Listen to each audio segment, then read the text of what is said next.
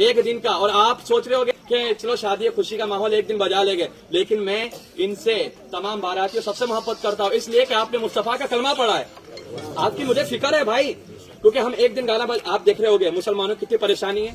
3 مہینہ ہوتا نہیں ہے, لڑکی کہتے میں کو جانا تیرے ساتھ جمتا نہیں ہے کہ نہیں ماحول ہے. اب طلاق کتنی زیادہ ہو رہی ہے, یہ نہیں ہوتا تو ایک ہی ہوتا ہے, ڈاکٹر صاحب دوا دے دو 3 سال ہو گئے اولاد نہیں ہو رہی. یہ مسئلہ بھی پھیل گیا ہے. اور کتنے لوگ کیا رہے مولانا کے پاس, مولانا تعویذ دے دو, کیوں کہتے ہیں کہ اولاد تو ہو گئی لیکن فرما بردار نہیں ہے, مارتی ہے. یہ وجہ کیا ہے؟ اولاد ہو رہی ہے تو نافرمان, یا تو اولاد ہو نہیں رہی ہے, یا تو بیوی ساتھ میں محبت ختم ہو جا رہی ہے, 3-4 مہینے کے بعد شادی طلاق ہو جا رہا ہے. اس کی وجہ کیا ہے؟ جو ہم ایک دن مصطفیٰ کی سنت کو ادا کرتے وقت گانا ڈی جے گانا ناچنا کودنا کرتے ہیں, اس کی نحوست کی وجہ سے شادی کے اندر جو برکتیں ہوتی ہے اسے اٹھا لیا جاتا ہے. تو ایک دن کی خوشی کے لیے جو ان کی 40 سال 45 سال 50 سال کی آپس کی زندگی رہے گی, وہ خراب نہیں ہو رہی ہے, وہ خراب نہیں ہو رہی ہے. تو اسے بچانا ہے تو یہ گانے بجانے کرنا ہوگا. ایک دن ناچو گے 40 دن کی پوری زندگی کا سکون چلا جائے گا.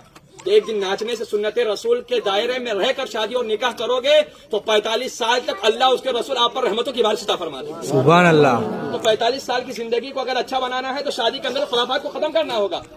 کہنے کا مقصد یہ, میں سنت پڑھ رہا تھا, اتنے دور سے گانا بجا کہ دماغ ہل گیا پورا, کہ یہاں پر خدا کی عبادت ہو رہی ہے, یہاں گانا بجتا ہے.